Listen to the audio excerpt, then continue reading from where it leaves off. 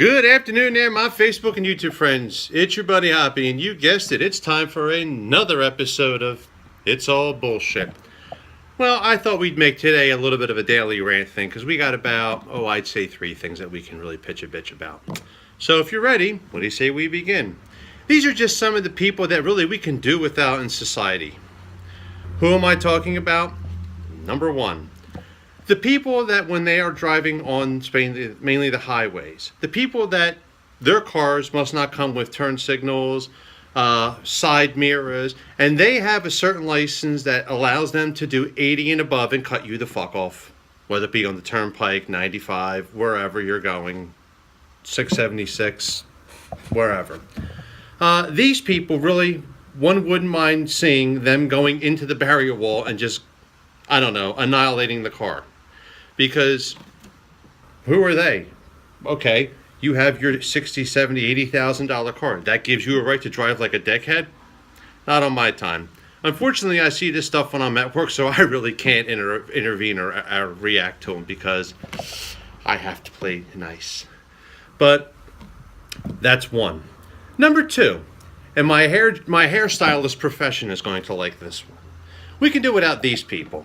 Moms and dads that take their kids to the barbershop and make the determination on how their haircut is going to be. Listen, people, get a fucking grip.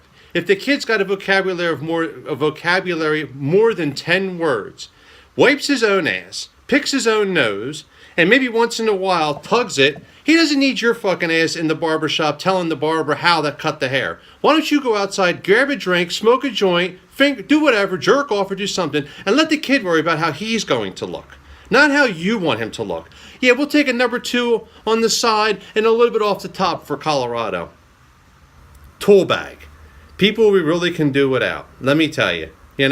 Like I said, if you have a voice, you should be able to tell the barber what you want.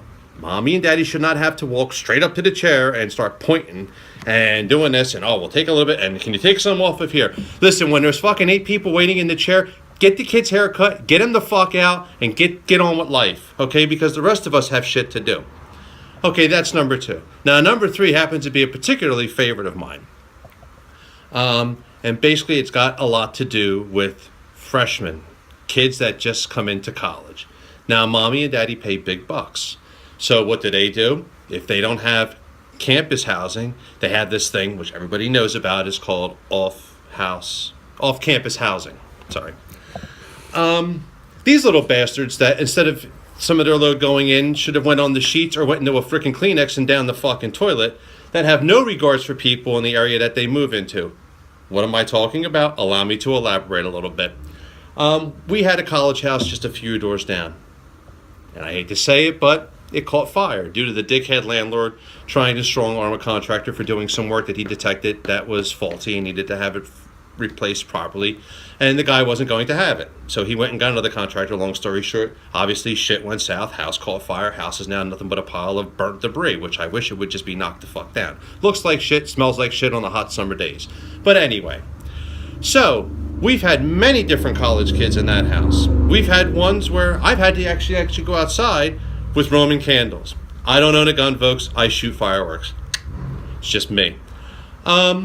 Well, then we had people, they had the last group that was in there. The guy's name, whose name was on the lease, actually stood outside when they had a party. They kept everybody inside. You didn't hear anything. And all he did was stand out by the curb to make sure people got in the proper Uber to take them back to the college campus that were staying on the campus. Those people were great. If there was trash left out on the sidewalk or anybody's property, they walked every morning with bags, idiot sticks, picking up garbage. These kids were great. 7, 8 years ago, same thing. They all needed their fucking asses kicked. But we seem to have a new group of people that live a few streets over that like to maybe go out and party and maybe see some people over here and go out and they drink and they like their flavored vodkas and all their little bullshit mixers that they drink and all that because it's just so proper for them to do because mommy and daddy are paying their way. I guess they would probably go to the diner and eat, and then when they come, they like to come soldiering down my street after 1 o'clock in the morning, very loudly and abruptly. Listen, jerk off, I work for a living. I got to be up early like everybody else. As far as I'm concerned, you're a drifter. You don't pay taxes. You're just paying rent or mommy and daddy are just paying rent to keep your little snot-nosed prick ass in while you go to school to try to make something of yourself. Well, you know what? Make something of yourself. Keep the peace. Respect the neighborhood. Okay? Because I'm going to tell you something.